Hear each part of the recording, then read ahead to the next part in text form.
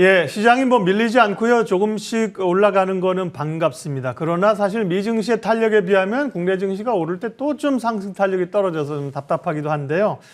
오늘 10시 구간 시황의 해설자들 블루워커 이동훈 대표와 함께 전략 세우겠습니다. 어서 오십시오. 예, 안녕하세요. 3월이 다 갔습니다. 이제 고생한 1분기가 지나고요.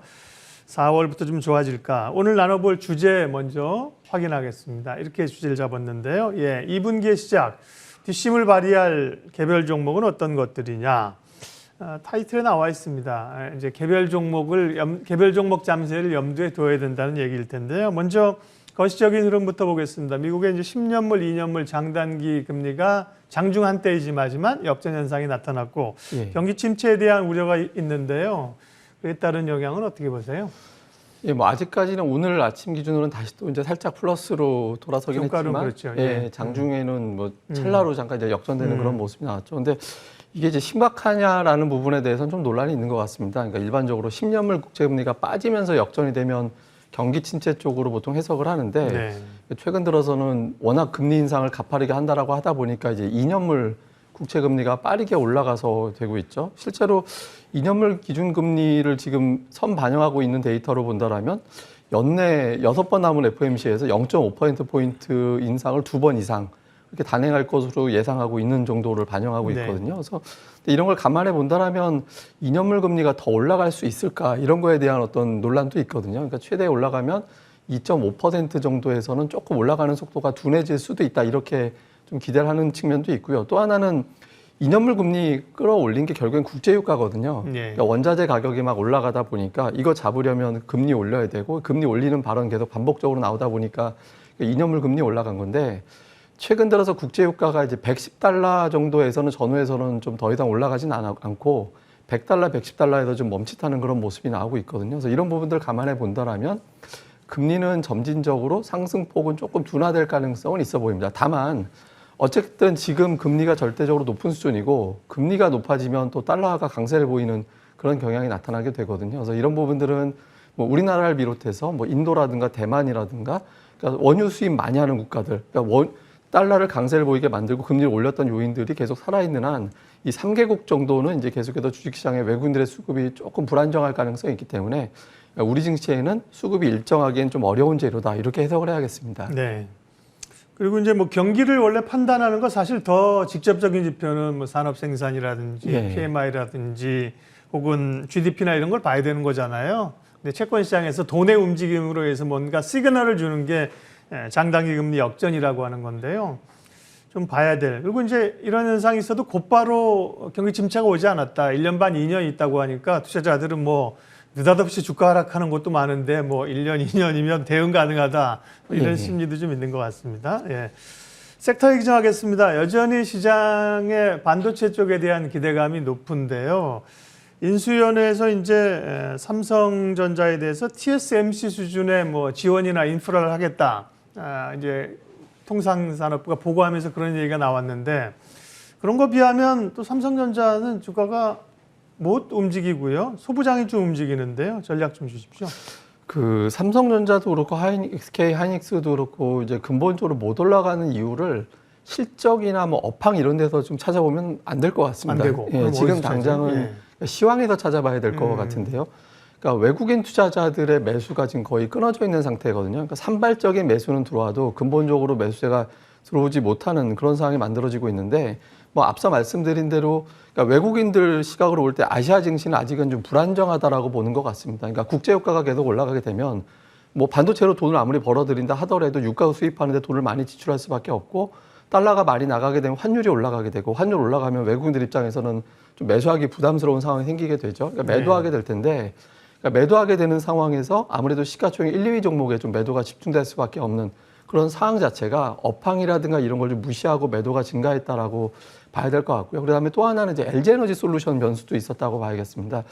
이게 뭐 집에서 살림 빠듯한데 갑자기 큰아들이 자동차 한 대 사갖고 들어온 그런 상황이 생겼거든요. 갑자기 지출을 확 줄여야 되는 상황이 생기다 보니까 수급에서 일종의 블랙홀 현상 같은 게 만들어지면서 LG에너지 솔루션을 사기 위해서 또 두 종목을 매도하는 그런 현상도 만들어졌거든요. 그러니까 또 지난주 같은 경우는 LG에너지 솔루션의 공매도가 상당히 큰 폭으로 증가돼 있었는데 이게 오히려 주가가 올라가 버리면서 외국인들이 LG에너지 솔루션을 오히려 다시 되사는 그런 상황이 만들어졌거든요. 그러니까 이런 부분들이 그러니까 반도체 업황보다는 좀 수급적인 요인을 더 많이 바라보게 했던 것 같습니다. 근데 오늘 그 마이크론 테크놀로지 실적이 나왔는데 예상치를 상회했고, 그다음에 실적 전망에 대해서도 시장에서 생각했던 것보다 훨씬 더 좋은 전망을 내놨거든요. 그러니까 이런 부분들은 계속해서 어필이 될 가능성이 높고요. 그리고 삼성전자가 이제 지난번에 이제 블록딜 된 단가가 69,000원 전후였잖아요. 그러니까 이 정도 주가에서는 좀 지지되지 않을까라는 기대감도 있기 때문에 지금 주가는 적어도 빠지지 않는 구간까지는 온 것 같습니다. 그러니까 네. 빠지지 않는 상태에서. 그러면 그 가족들 지분 블록딜한 거 말씀하신 거예요? 예, 맞습니다. 네네네. 그러니까 대주주 블록딜이 되면서 그 지분 단가가 이제 69,000원 이하로는 예. 쉽게 가지 않겠다라는 이제 공감대가 만들어졌고, 이런 부분들이 이제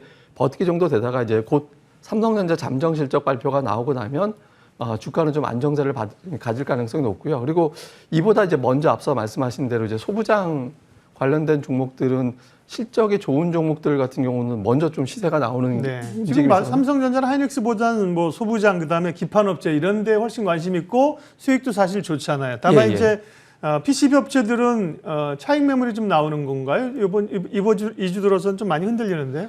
예, PCB 업체들은 뭐 그 에슬라 관련주로 올라갔다라고 보통 표현을 하는데 에슬라. 애플 플러스 테슬라를 네. 해가지고 그 관련돼서 이제 연결고리가 있는 네. BH가 대표적인 기업이었죠. 그래서 이런 정도의 강세를 보였는데 이게 주가가 너무 올라간 반면에 시황이 최근 들어서 코스닥 쪽의 중성주들이 좀 탄력을 받으면서 좀 수급이 이동하는 그런 현상이 나타났거든요. 그래서 지금은 PCB 쪽보다는 이제 장비 쪽이라든가 부품 쪽, 그러니까 반도체 이쪽으로 좀 분산이 되면서 이제 최근 네. 들어서는 관련된 종목들이 움직임이 나오는데 이번 주 들어서 어떤 시장 전체적으로 본다면 소부장 관련주들에 대한 실적이 조금 더 부각이 되기 시작하는 측면이 있거든요. 뭐 한미반도체라든가 주성 엔지니어링이라든가 PSK가 5만 원대에서 참 돌파 못하고 거기서 박스권에 갇혀 있는 모습인데, 어쨌든 이런 종목군들이 자꾸 수급도 좋아지면 더 반응이 나오고 있기 때문에 관련된 종목들에 대해서는 좀 계속해서 이제 모니터링을 해보시고 관심을 가져두시는 게 좋겠습니다. 그동안은 사실은 뭐 심텍, 코리아 서킷, 대덕전자, PCB 업체들이 사실 IT 중에서 발군이었고요.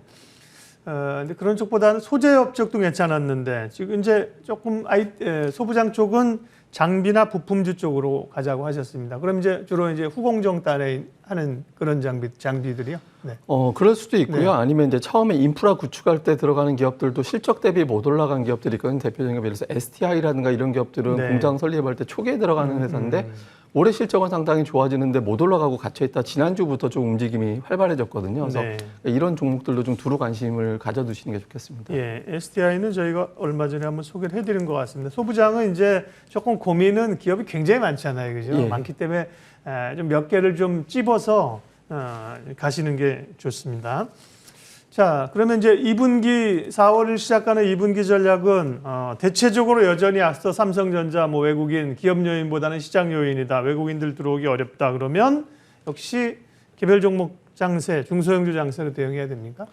예, 지금 그 수급이 비어버렸죠. 그러니까 네. 지금 대형주 쪽 같은 경우는 아무래도 외국인이 확실하게 매수를 해줘야 되는데, 그러니까 외국인들이 아직까지는 뭐 매수를 확실하게 해주지 않고 있고, 그다음에 이제 기관 쪽에서도 지금은 금융투자는 사실 일관된 매수하는 주체가 아니잖아요. 샀다 팔았다 하죠. 예, 그러니까 이제 금융투자를 제외하고는 일관성 있는 매수 주체가 없어서 그러니까 대형주 장세가 이제 확실하게 온다라고 보기는 어렵습니다. 그러니까 대형주는 국제유가가 100달러 밑으로 확실하게 내려가서 좀 밑으로 이제 더 이상 인플레이션을 자극하지 않는 국면, 그러니까 원달러 환율이 빠질 수 있겠구나 이렇게 이제 판단이 될 때 정도 됐을 때 조금 하나의 변곡이 된다면 이제 삼성전자 곧 실적 발표 나오면서 이제 그 수치 보고 이제 투자들이 과연 움직일 거냐 그 정도 보고 나서 이제 판단하시는 게 좋을 것 같고요. 네. 그보다는 이제 중소형주 지수가 좀 유리해 보이는데 특히 코스닥 소형업종 지수가 어제까지 10거래일 연속 올랐거든요. 그러니까 물론 이제 연속 오른 다음에 이제 후폭풍 때문에 좀 일시적으로 조정이 좀 강하게 나오는 경우도 있긴 합니다만은 어쨌든 순환을 하면서 계속해서 관련된 종목군들이 움직이는 그런 흐름이 나오고 있기 때문에 대형주 쪽보다는 중소형주 쪽, 그리고 중소형주 쪽 외국인 기관들 수급도 좀 양호합니다. 그래서 네. 이런 쪽 중심으로 계속해서 좀 매매 전략을 세워 나가시는 게 당장은 좀 단기적으로 더 유리해 보입니다. 네, 뭐 2분기 지나면서 또 어떤 변화가 있을지는 모르겠지만 지금의 변수들을 다 긁어 모아 봤을 때는 어쨌든 지수는 제한적일 수밖에 없다. 종목 장세, 중소형주 코스닥인데요. 다만 고민이 좀 되는 게 이전에도 이제 중소형 장세 이런 게 있었지만 최근에는 워낙 그 제한되니까 제한된 에너지가 그 관련 섹터에서도 굉장히 쪽으로 가벼운 종목을 확 올리고 또 확 내리고 이런 변동성이 커가지고 굉장히 대응이 어려운 거예요.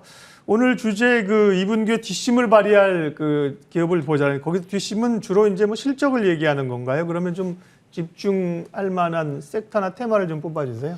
최근에 이제 조금 추세가 바뀐 게 기존에는 이제 인플레이션 관련주라든가 예. 금리에서 연결고리가 있는 종목들이 강했거든요. 그러니까 뭐 보험주가 강세를 보인다든가 뭐 비철금속, 곡물주 이런 것들이 네. 강세를 보이는데 그러니까 곡물 사료, 에너지 뭐 이런 것들. 그렇죠. 그러니까 네. 가격이 올라갔을 때 아무래도 좀 두각이 되는 음. 기업들. 근데 이번 주 들어서 조금 차이가 달라진 게 그러니까 실적이라든가 투자 관련해서 좀 성과를 낼 수 있는 기업들. 그러니까 대표적인 게 뭐 어제 이제 통신 장비 업체들이 강세를 보인다든가, 예, 또 2차 전지 관련된 종목군들이 강세를 보이고 앞서 말씀하신 반도체라든가 차 부품주 그러니까 이런 종목군들이 움직이기 시작했거든요. 근데 지금 국제유가가 이 상태에서 다시 130달러를 재차 돌파한다 이렇게 기대하기는 현실적으로 쉬워 보이진 않거든요. 그래서 지금 2분기 들어서는 앞서 제가 뭐 에슬라라는 표현 들었잖아요. 지금 네. 애플이 10일 연속 올라가면서 2003년 이후 그러니까 아이폰 생산된 이후에 최장 기간 연속으로 올라갔거든요. 그래서 이런 것들을 감안해 본다라면 애플이라든가 이제 테슬라하고 연결고리가 있는 대표적인 게 2차 전지라든가 뭐 반도체 이런 종목들 또 차 부품주도 여기에 들어갈 텐데 이런 종목들과 지금 오늘 뭐 확진자가 다시 한 40만 명대 나오긴 했습니다만 네. 어쨌든 점진적으로 이제 리오프닝에 대한 기대감은 계속해서 올라갈 가능성이 있기 때문에 그러니까 리오프닝 관련해서 뭐 의류 업체들, 화장품 관련된 기업들 뭐 이런 기업들에 대해서도 좀 관심을 가져나가시는 게 좋겠습니다. 2차 전지도 좀 사실은 많이 떨어진 거를 좀 낙폭과대 쪽으로 올라왔는데 2차 전지도 좋게 보신다고요? 그 2차 전지는 좀 독특한 현상이 있는 게 외국인들의 매수 규모가 좀 세질 때 강세를 보이거든요. 그래서 저는 이제 추정해 보기에는 이게 아마 CFD 관련된 계좌가 왔다 갔다 할 때 움직이는 게 아닌가 싶거든요. 그래서 외국인들 매수 강도가 좀 강해진다라면 2차 전지주들이 좀 강세를 보이는 경향이 있으니까 이런 부분들 참고하셔서 접근하시면 좋을 것 같습니다.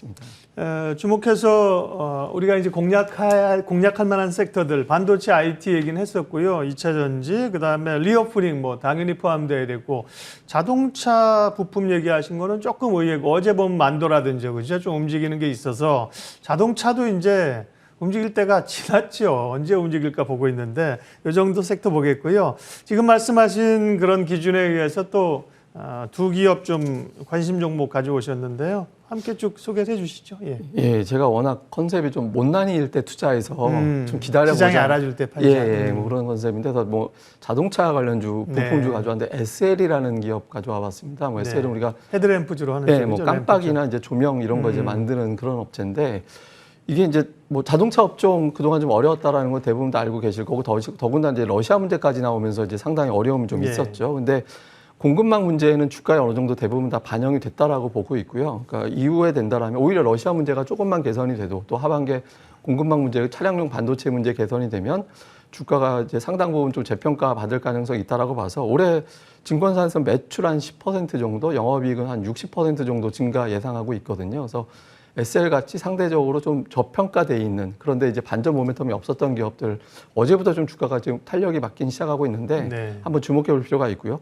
그다음에 이제 리오프닝 관련해서는 이제 신세계 인터내셔널이라고 좀 가져와 봤는데요. 이게 우리가 알고 있는 유명한 의류 업체들 유통하는 업체죠. 그러면서 또 화장품도 이제 유통하고 이렇게 되는데 좀 수급 매출 대비 이제 이익 구조는 좀 불안정합니다. 그러니까 화장품이 전체 이익의 대부분을 차지할 정도로 좀 그런데 리오프닝이 시작이 되면 이제 여성분들 화장을 아무래도 좀 많이 하게 될 거고 또 면세점이라든가 이런 부분들 이용이 늘어나게 되면 화장품 쇼핑이 늘어날 가능성이 높거든요. 그리고 또 액면 분할을 또 결정을 해서 지금 주가가 좀 비싼 편인데 향후에 주가 수준이 좀 떨어지게 됩니다. 그래서 이런 부분들을 지금 감안해 본다라면 리오프닝 관련된 종목으로서 신세계 인터내셔널 그러니까 두 종목 전부 다 고점 대비 좀 많이 빠져 있는 상태에서 뭐 약간의 반등 나온 정도인데 한번 계속해서 움직임을 좀 모니터링 해보시면 좋을 것 같습니다.